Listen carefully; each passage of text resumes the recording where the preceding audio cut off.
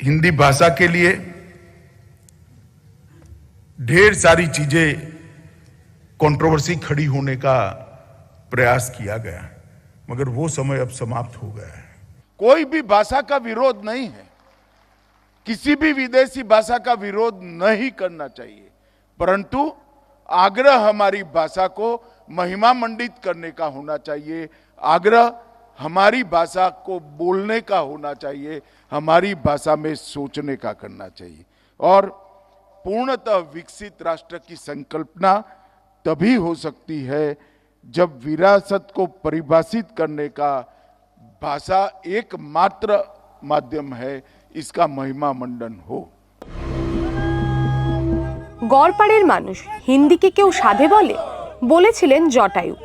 সাধ করে দেশের মানুষ হিন্দি না বলতে চাইলেও নানা সময় চাপিয়ে দেওয়ার অভিযোগ উঠেছে। ত্রিভাষা নীতির সূত্রে কেন্দ্র যে আদতে ঘুরপথে হিন্দির আগ্রাসনকেই মদত দিচ্ছে তা নিয়ে সরব হয় দক্ষিণের রাজ্যগুলো। হিন্দির আধিপত্য নিয়ে বিভিন্ন সময় সরব হয়েছেন বাংলার মুখ্যমন্ত্রী মমতা বন্দ্যোপাধ্যায়ও। তবে হিন্দি নিয়ে বিজেপিকে সবচেয়ে বড় ধাক্কা খেতে হলো মহারাষ্ট্রে। ডবল ইঞ্জিনের সরকারও হিন্দি গাড়ি চালাতে সক্ষম হলো না, বরং পিছু হটতে বাধ্য হলো দেবেন্দ্র ফডনবিসের সরকার। প্রত্যাহার করে নেওয়া হলো স্কুলে হিন্দি ভাষা বাধ্যতামূলক করার নির্দেশিকা। त्रिभाषा सूत्राच्या संदर्भात ही भाषा कुठल्या वर्गापासून लागू करावी, ती कशा प्रकारे करावी, कुठली करावी, काय मुलांना चॉईस द्यावा, याचा निर्णय करण्याकरता राज्य सरकारच्या वतीनं डॉक्टर नरेंद्र जाधव यांच्या नेतृत्वात एक कमिटी तयार करण्यात येईल। দক্ষিণ কিংবা পূর্বের রাজ্য হলে না হয় কথা ছিল, মহারাষ্ট্রে বিজেপি ও শিন্দে সেনার যৌথ সংসার, কেন্দ্রেও শাসক বিজেপি। তাহলে কেন খোদ মহারাষ্ট্রে হিন্দি নিয়ে পিছু হটল বিজেপি? সে প্রশ্ন উঠছে। আর এই হিন্দি চাপানোর প্রশ্নেই এখন এক মেরুতে চলে এসেছেন রাজ ঠাকরে ও উদ্ধব ঠাকরে। টুইট করে রাজ জানিয়েছেন, হিন্দি বাধ্যতামূলক করার কোনো প্রশ্নই ওঠে না, কেননা হিন্দি রাষ্ট্রভাষা নয়। উত্তর ভারতের কোনো কোনো রাজ্যের মানুষ এই ভাষায় কথা বলেন, সেই হিসাবে রাজ্য ভাষা বলা যায়।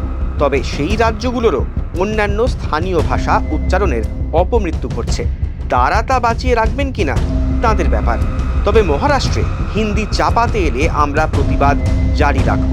আর উদ্ধব কি বলছেন? हिंदी सक्ती भाषेच्या विरोधात आंदोलन केले गेलं, शिवसेनेने केलं, सर्व मराठी भाषिकांनी केलं आणि तो जो GR होता ह्या सरकारने काढलेला भाजप, त्याची होळी केली।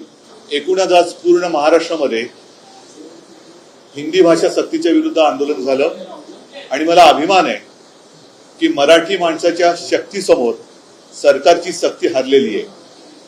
मराठी माणूस एकवटला तर मराठी माणसाची शक्ती ही सरकारच्या शक्तीला हरवून देऊ शकते, हे पुन्हा एकदा सिद्ध झालं।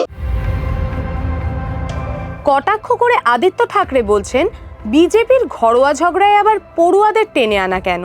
GR परसों आया है, उन्हीं की सरकार में आया है, शायद उनको पूछा है नहीं पूछा है मुझे पता नहीं, लेकिन ये भी बात हो सकती है कि उन्हें तकलीफ में लाने के लिए भ्रष्टनाथ शिंदे के मंत्री ने GR इशू किया है। ये अंदरूनी झगड़ों में कृपा करके पहली की कक्षा के विद्यार्थियों को ना लाए, ये मेरी विनती है। बम्बई का और महाराष्ट्र का माहौल खराब करना था, उसने राजनीतिक चाल थी, सियासती चाल थी और कुछ नहीं। उसमें उनको एक करना ही नहीं था, लेकिन जो दरार पैदा करनी थी वो दरार तैयार करने की उनकी कोशिश और उसको महाराष्ट्र में हुआ विरोध, उसको मद्देनजर रखते हुए एक पैर पीछे ले लिया। ইতিমধ্যে হিন্দি চাপানো নিয়ে সুর চড়িয়েছে দাক্ষিণাত্য ও বাংলা। এবার কড়া বিরোধিতা মহারাষ্ট্রেও। নানা ইস্যুতে ভাগ ভাগ বিরোধীরা কি তবে ভাষার সূত্রেই একজোট হবে বিজেপির বিরুদ্ধে? মহারাষ্ট্র কি সেই পূর্বাভাসই দিচ্ছে?